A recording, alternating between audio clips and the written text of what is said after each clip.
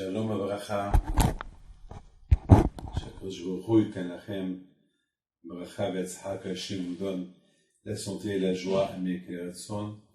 Vous savez, pour le mois de Elul, de l'Islihot, on dit Ben Adam Malecha Nirdam. On dit Ben Adam Malecha Nirdam. On réveille la personne.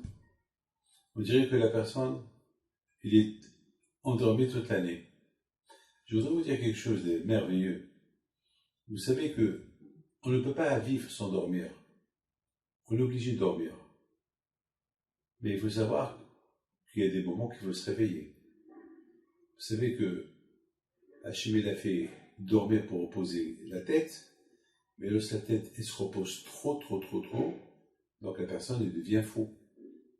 Parce que le cerveau, il a besoin de se reposer, mais il a besoin de fonctionner. Vous savez, si il ne fonctionne pas, eh ben, il va se rouiller. Alors, bien sûr, le repos, c'est important, mais pas un repos éternel. Le repos éternel, c'est après 120 ans, pas pendant qu'on est vivant. Vous savez que la Gemara, elle dit, jusqu'à combien de temps on peut dormir l'après-midi.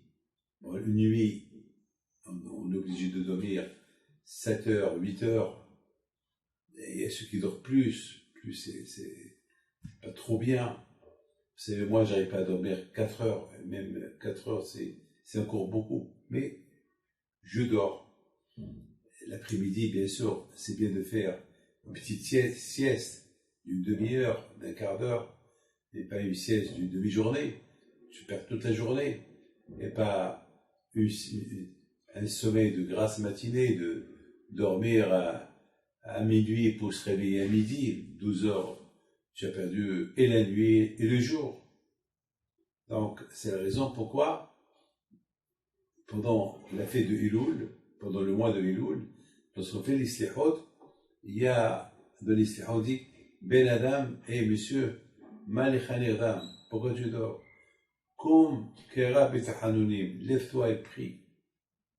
Il y a ce qu'on appelle des moments de prière, des moments de pénitence. Si toute l'année, on était plus endormi dans les bêtises, alors ça y est, maintenant, il faut venir à la réalité, il faut venir à la vérité et se réveiller. Vous savez que le Gaon de Vilna, Alav Shalom, c'était un grand sadique. Le Gaon de Vilna, il dormait 2h11 minutes. C'est avec les minutes. Et une fois, il était dans une ville. Donc, là où il était, là où il a passé la nuit, ils ont tout fait pour ne pas faire le bruit, pour ne pas réveiller le Gaon du Vilna pour qu'il puisse bien dormir 16 heures. Mais tellement qu'il y avait du silence, jusqu'à que, malheureusement, lorsqu'il s'est réveillé, il a dormi 2h20. Ça veut dire qu'il a dormi, quelques minutes de plus.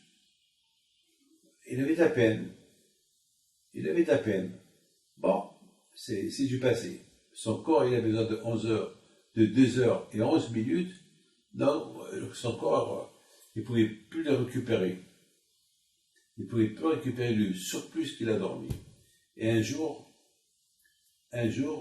il est venu dans la même ville, il était de passage, et il était chez le monsieur là, chez qui il avait perdu, chez qui il a dormi quelques minutes de plus. Il a dit, ce soir-là, moi j'ai l'habitude de dormir 2h11. Donc c'est pas peine de faire du silence. Vous pouvez même faire du bruit parce que ça va, c'est bon. Mon corps, il sait quand dormir, mon corps, il sait comment se réveiller. Il s'est passé un miracle. Ce soir là-bas, il a dormi 2 heures.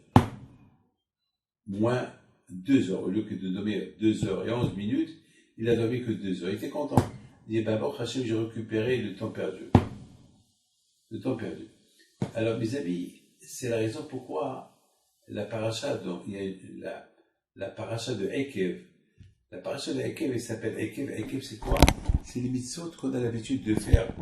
Les mitzvot on a l'habitude de les faire. Alors vous savez, les mitzvot qu'on a l'habitude de les faire, on ne les fait pas bien. Alors c'est pour ça que la Torah a été dit, fais attention avec les mitzvot dont tu as l'habitude de les faire. Fais-les bien. Fais-les. Il faut pas les tuer. Il faut les vivre. Il faut les vivre. Par exemple, une voiture. Une voiture, elle te conduit tout le temps. Donc, tu t'habitues avec ta voiture et tu sais très bien que c'est ta voiture, c'est la couleur, c'est la voiture, elle est noire, donc c'est la couleur. C'est les mêmes sièges, c'est la même clé, mais ce qu'il y a de bien dans la voiture, c'est que tu peux changer la vitesse.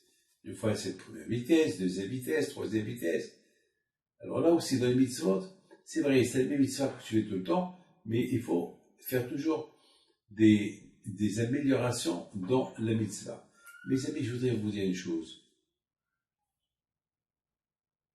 Le mois de Elul, c'est le mois des Slichot.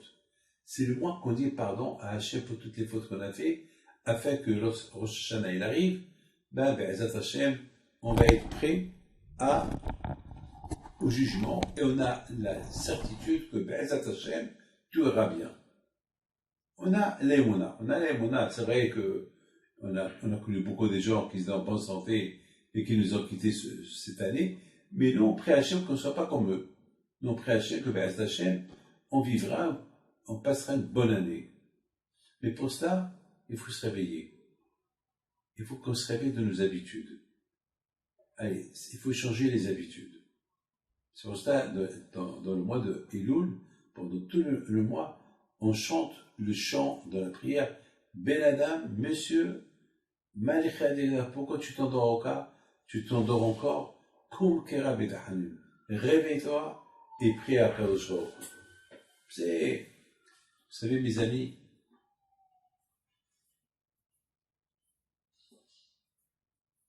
malheureusement, on s'habitue beaucoup à tout. Même pendant le mois des Slichot, on s'habitue. Et pourtant, on sait que le mois de Slichot, c'est un mois qu'il est important, c'est un mois où il faut vraiment se rapprocher à Hachem. C'est vrai, peut-être la première fois qu'on vit Slichot, on va bien les faire. Et après, on rentre dans le bain des Slichot et on va s'habituer aux Slichot. Et c'est la chose la plus grave. La chose la plus grave, c'est pour ça qu'on dit, monsieur, réveille-toi. Réveille-toi de ton habitude. Approche-toi à Hachem. Mes amis, je vous souhaite à vous tous des bonnes fêtes de Slichot. Que le bon Dieu vous protège. Amen.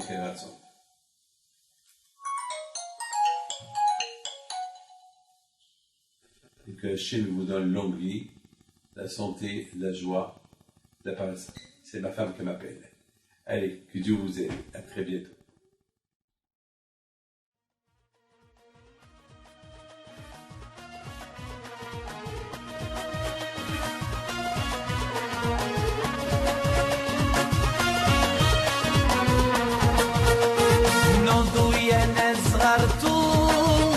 على ربيع حيم بنتو وقف لنا زي خو